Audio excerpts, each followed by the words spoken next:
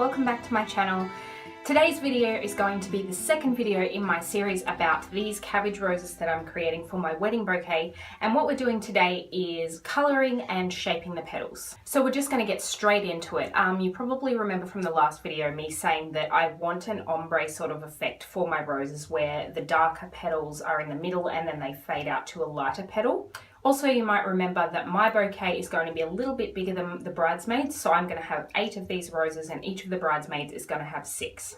So that's a fiddly enough project of its own, but because I'm a glutton for punishment, I've also decided that I want my flowers to be a little bit lighter overall, and the bridesmaids will be a bit darker. The way I'm going to achieve that is the bridesmaids petals are going to come in 4 colours. So the darkest ones will be in the middle and they're the smallest ones, and then the next size will be slightly lighter, and so on until you get to the biggest size on the outside, which are almost white. They're still pink, but they're nearly white. For my roses, they're only going to have 3 colours. I'm going to skip that darkest colour entirely, so my smallest petals in the middle, which are still the same size as the bridesmaid ones, will be the same colour as the second darkest colour in the bridesmaids, if that makes sense. So their second darkest colour will be my darkest colour. My second smallest petals will be the same colour as the next lightest that the maids have. So my 2 biggest petal sizes are all going to be made out of the very lightest colour, which obviously in the bridesmaids roses is going to be only the outside layer, but mine will be so these ones will be the lightest, and then these next ones will be the lightest colour as well. So you'll remember from my last video the spreadsheet that I had made to keep track of how many petals that I needed to cut out. So the only bit we were really focused on last time was how many roses each person had times by how many petals each flower had. And then at the bottom we had the total of each amount of petals needed in each size, which was 156 of each. So we're going to be using the colour section today. So I have a code over here for the 4 shades of the pink I'm using. So colour 1 is the lightest, colour 4 is the darkest. So with what I was saying before, the bridesmaids are the only ones who will have the darkest colour, and that will be their smallest petals. So 36 times 3 equals 108. So of the 156 small petals that we cut out, 108 of them need to be in colour 4.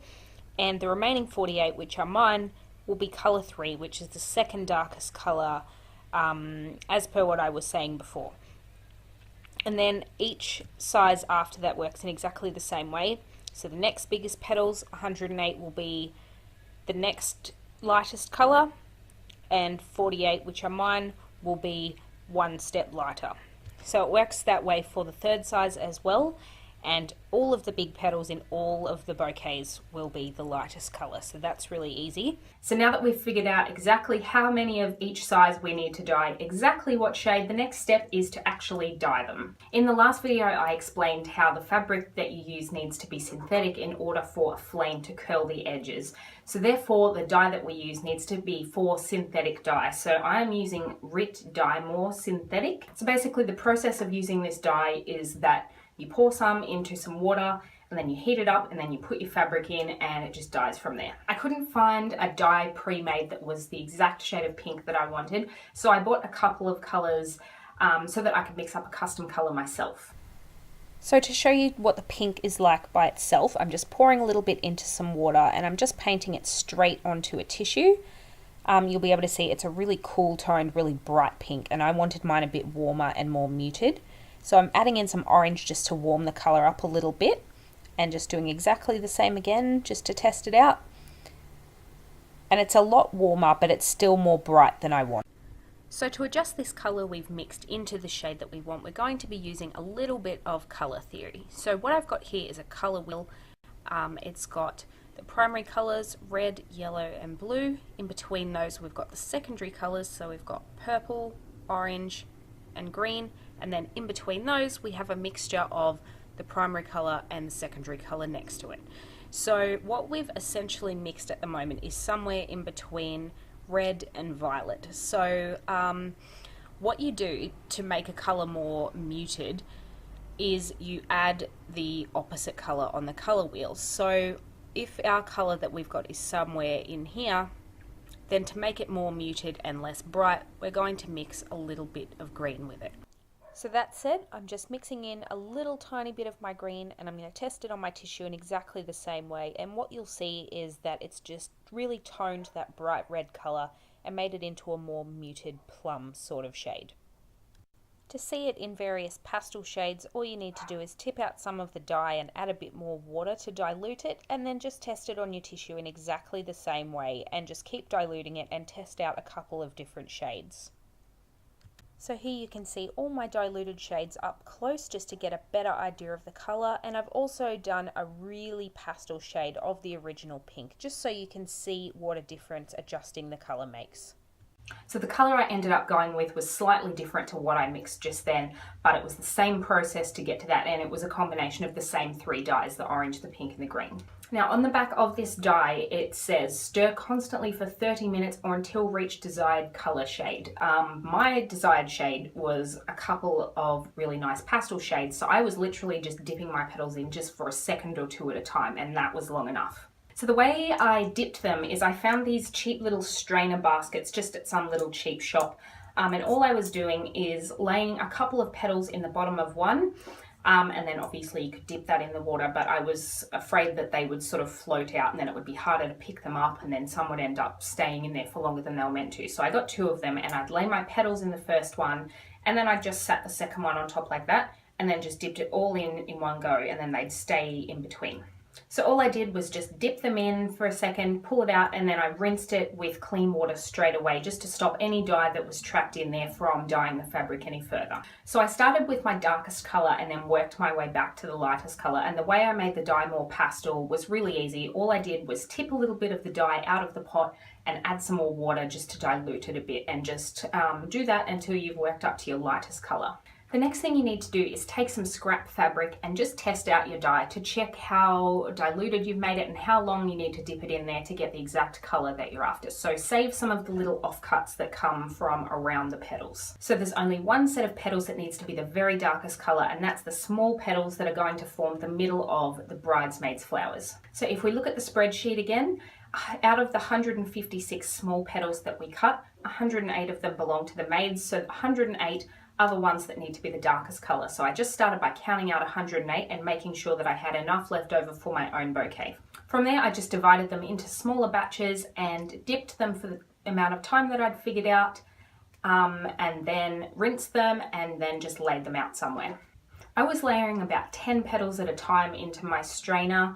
Any more than that and the ones in the middle were starting to just not dye as much and were getting a little bit patchy. So then I had a big pile of wet, creased, dark pink small petals. Okay, so then I had all the dark petals I needed, so I could move on to the next lightest petals, which was going to be the rest of the small petals, because they are the ones that are going to be in my bouquet. And along with those small petals, it would be 108 of the next size up, representing all the petals in all the flowers in the maids' bouquets as per what we've got in the spreadsheet. So hopefully this spreadsheet is starting to make sense. As I said before, to make it a more pastel color, I just tipped out some of my dye and added some clean water to dilute it a little bit. And again, I got my scrap pieces of fabric, tested it again, held it up against what I'd already dyed, like that darker color, just to make sure it was different enough, and then just went from there. So I just repeated that process again for the next color I needed, diluting my dye, dividing up my petals as per my spreadsheet, and doing everything exactly the same. And finally I was up to dyeing the last size of petals, which was the biggest one, and according to the spreadsheet they're all going to be the very lightest color. So that was really easy to do. There was no dividing up or organizing to do, and by that stage I had hardly any dye left in my water, because I wanted them a really soft pink. The next step is ironing the petals. When you take them out of the pot and rinse them and wring that water out, they'll be all creased, and they have to be flat for when you curl them, otherwise it'll just be a pain and they won't end up having the look you want them to. You'll see as you're ironing them that it starts to alter the shape of them a little bit, and that's when you'll realize how pointless it is to have cut them out one at a time to start with, because the exact shape and the exact perfection of the outside kind of gets ruined a little bit as you go along. So just to keep things organised and so I didn't end up with 27 piles of wet petals everywhere, I ironed each batch as I went. So I did the small dark ones and I ironed those and divided them up, and then I did the next lot and then ironed and divided them up, and so on and so forth. So I divided them into labelled bags. On the label I wrote what size they are, what shade they are, and how many is in the bag.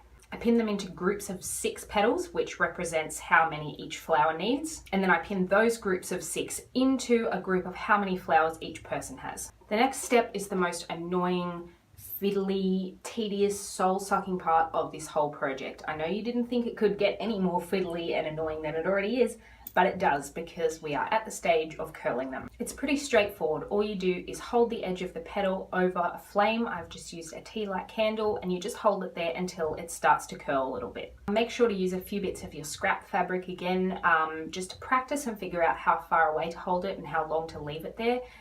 Because it doesn't take very long between perfect and catching on fire. So it's really important that you know what you're doing so you don't wreck any of your real petals. I used a long pair of tweezers to hold the petals so that I wouldn't burn myself, and I'm also wearing a mask for 2 reasons. The first one is to stop my breath blowing the flame around. The second reason I'm wearing this is to block out fumes. So make sure you find a mask that does fumes as well as particles. I couldn't find any specific information about the fumes of this fabric melting being dangerous, but at the end of the day, it's essentially fumes from melted plastic. It's best to be safe, even if it seems like overkill, because this is just not a project that's worth damaging your throat and lungs over. Again, I'm going to divide and label these as I go, exactly the same way as before, groups of 6 for each flower, but this time the bags are going to be labelled with each person's name. And now, 4 million years later, I have all my petals coloured and curled, and in the next video I can finally start showing you how to put them together. Yay! So if you've stuck around this far and have put up with my rambling and over explaining of things, I really appreciate it, and I hope you've gotten something useful out of it and are enjoying it so far and aren't too bored. So remember to give this video a thumbs up if you like it, and please subscribe to my channel so you can keep following along.